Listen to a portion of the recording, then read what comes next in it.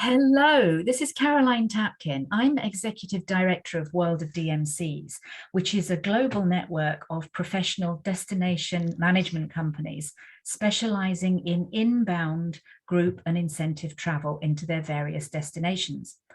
And today I'm joined by Sebastian Brosso, who represents our Finland DMC, Arctic Incentives by Lapland Safaris. So welcome, Sebastian. Nice to see you here.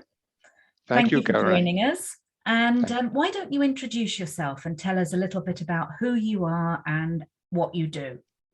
Okay, so let's start from the beginning, because as you can imagine, a French guy in Lapland is not so common.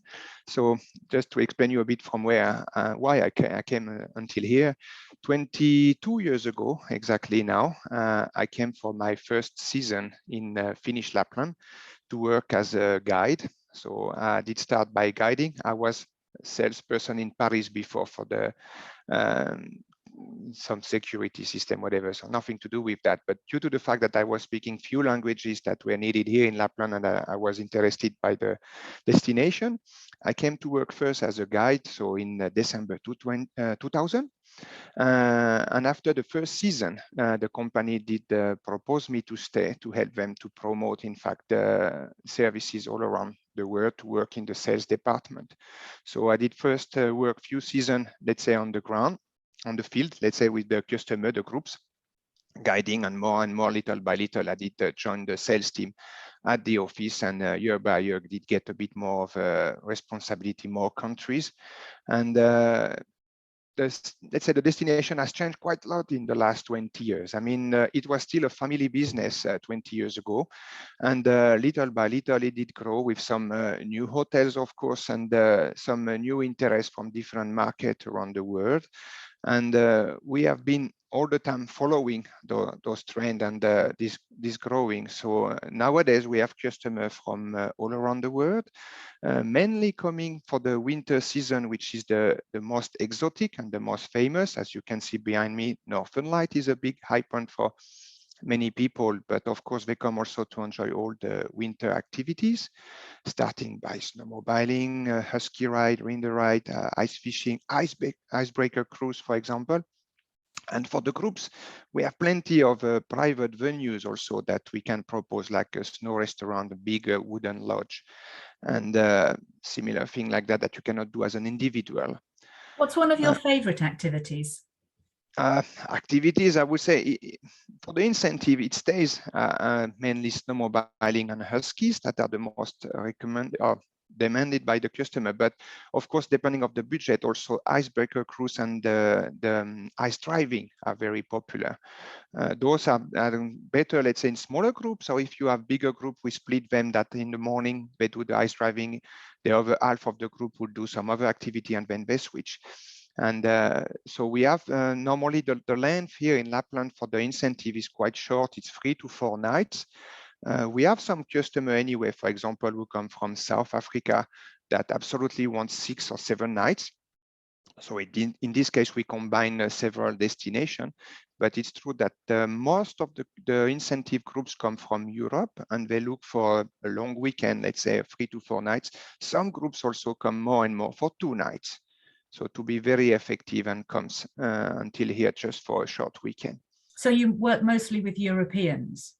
For incentive, honestly, yes. We have some group from, or we had some group from Asia, from Singapore. This winter, we still had a group of 200 from Singapore, and some group from Malaysia, or countries like that, still 2 years ago. But as you can understand at the moment, the Asian markets is quite, let's say, quiet. The Europeans have been very, very busy still this winter, as we came back almost to the same level of 2 years ago.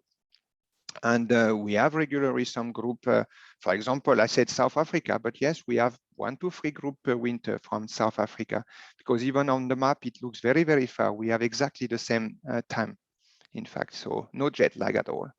So you don't get many from the States at this stage? No, honestly, no. From States, we get mainly some leisure customers who are either coming with private jet or then some small tours, let's say the 20 to 30 packs, but in incentive, no. And I believe it's mainly because they have anyway quite similar things to do in the north of states or in Canada.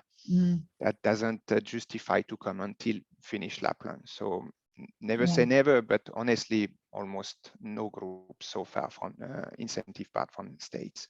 You mentioned some of the activities you can only do as groups. So with a group or incentive, there are things that you can't do if you're an individual traveler. What are some of those activities? I would say that, first of all, the ice driving. The ice driving is done really for groups. I mean, with different kind of cars, because of the facilities that you need to have right away when you open a circuit. You cannot do it with 2-4 packs. We have some individual who ask for it, but it's mission impossible to organize it. You need at least 10%, and for some program, even 20%. To justify to cover all the cost with all the staff you need for safety and security to open the circuit. Then for some other activities, you can, it's not that you cannot do it at all, but you cannot do it in the same, let's say, settings. For example, the icebreaker, as an individual, you could join some crews which are open for individuals. But for the incentive group, we privatize the boat, and then we can change totally the settings. It means instead of having the lunch in the restaurant, not on the boat, but on the way by coach to when you have done the cruise, we can organize a big barbecue on the deck of the boat, middle of the sea. We can have the music, kind of make Arctic disco, middle of the frozen sea. And all those settings we have done, for example, also the logo of the company, middle of the sea, waiting. And when we come with the boat, the staff recognize that they have the logo or the name of the company done of a letter done of ice. We can have a barbecue waiting also in the sea before the group comes. We can send some teams with the snowmobile and things like that. So all the settings can change totally the product, even though the product looks just the same on the title, like Icebreaker Cruise, but you change totally the product by making everything tailor-made for the group. And we have the same, for example, for the dinner in the ice and snow restaurant, because as an individual, you will perhaps in some destination find a possibility to eat in an ice restaurant, but it's a fixed menu most of the time and settled time. When we go with the incentive group, we have plenty of options that we can offer. We can have the menu in ice. It's a block of ice with the menu inside on each table. We organize also Arctic disco. We make the group dancing under the stars and hopefully under the northern light. We have DJ outdoor, and you dance. Even if it's minus 20 degrees, you dance with the outfits that we provide to all the customer. Because that's a very important point in our destination. We do know that the conditions are quite special. Let's say it like that. It can be a bit cool. Cool is one word for it. Cool is the right word because it goes for everything. But at the end, we provide from the beginning to the end the outfits to the customer for the incentive groups, so they can enjoy the activities, even though the weather may be quite demanding sometimes. But you have to remember, underestimate the words you use there, demanding and cool. Yes. Yeah, but freezing, I'd say. No, yes, but it's a cool freeze. I mean that as long as it can be minus 20, 25. It's question of how well are your gears. I mean, you can really enjoy to be outdoor. And most of the time, the most beautiful sceneries are when it's very cold. So of course, it may be a bit tough, but it's when all the customers have the best memories. There's no such thing as bad weather. There's only wrong clothing. Exactly. And here it's so true, because when you are from the airport to the town, just to explain that, hello, everybody, my name is the guide and the weather is, if you make an announcement saying that it's minus 2, they are all like, "Buh." They want to get some minus 20, 30 to see what it is. So it's great when they get it. Honestly, it's great when they get it just for a part of the stay, because it's not too tough. But of course, we can adapt all the time a bit the program or the itinerary according to the weather as well.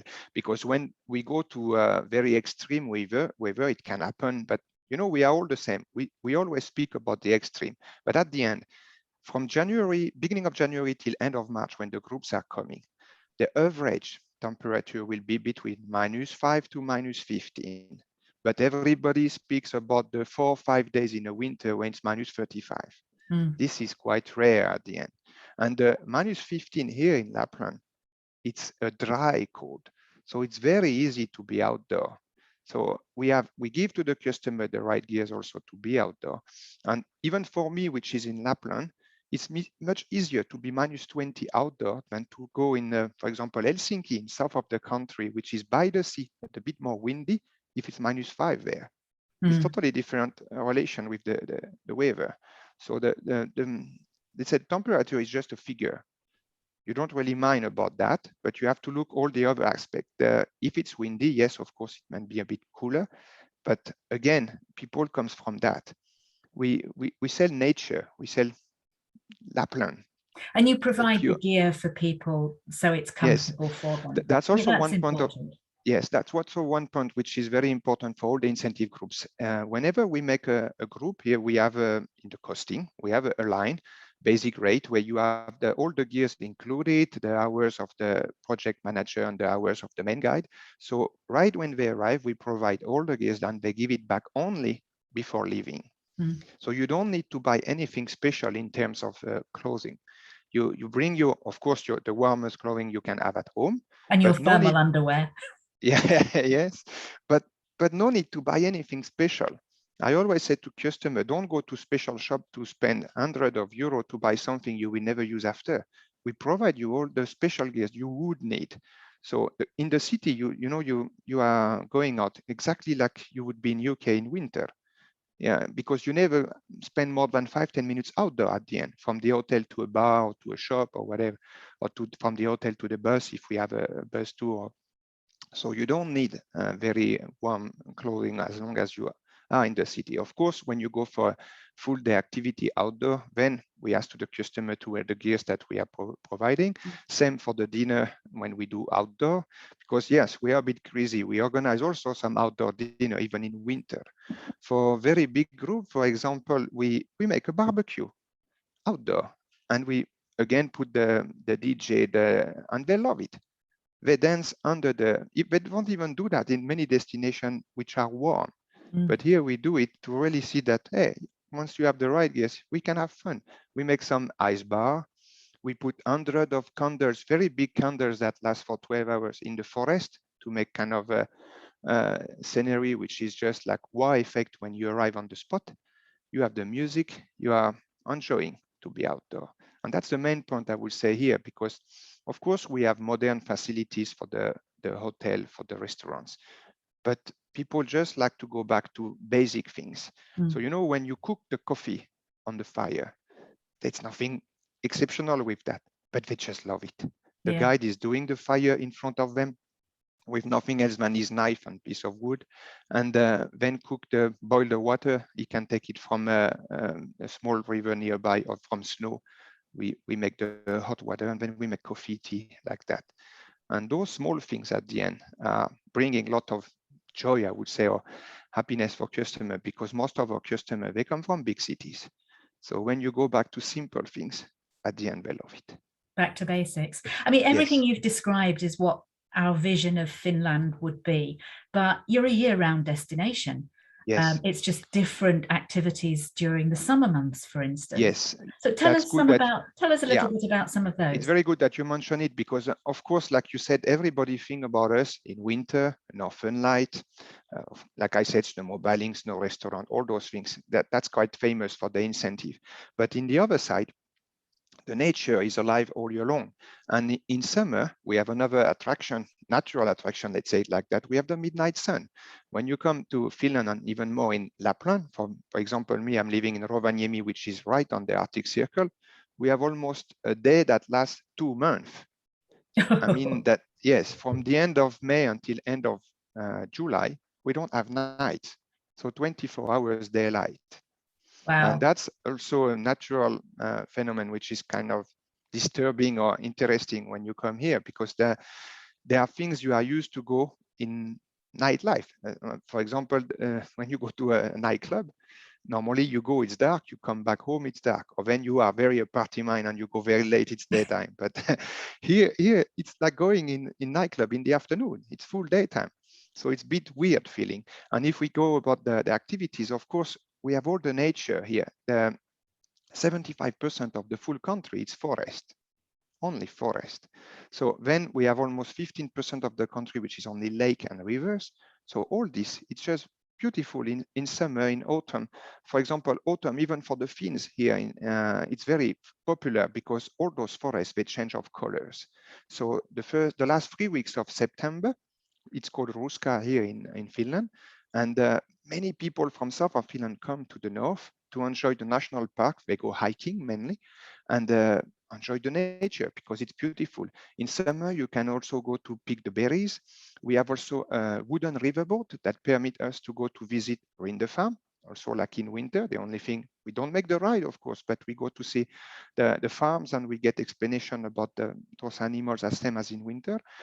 We can go to an island and organize a big barbecue also on the island with the customer. We can organize kind of Olympics, because the Olympics, everybody know the different Olympics that we can organize mainly in winter, but we have similar project that we can make in summer. What has been growing also a lot the last 2 years, it's all the fat bike tour, because the fat bike permits us to, yes, the fat bike, it permits us to go a lot in the forest much more easily than the normal bikes, because we have also some area that can be rocky or wet. With the fat bike, you go everywhere. So, and to make it easy for most of the guests, we have also e-fat bike. So you don't have to push or to be really sporty. No pedaling. No, not too hardly, let's say. So we have plenty of activity, but it's true, it's perhaps more nature orientated. And we have groups in Finland in summer as well. But it's true that so far less than in winter. But there is really all the facilities available. We have hotels. If we speak about price also, of course, winter is the high season, so certain price, but it's according to the demand. You can get very, very great hotel and venues for very cheap price if you come out of winter. So if you're looking at summer months, what sort of niche markets, what sort of groups would be interested in the summer months in the nature?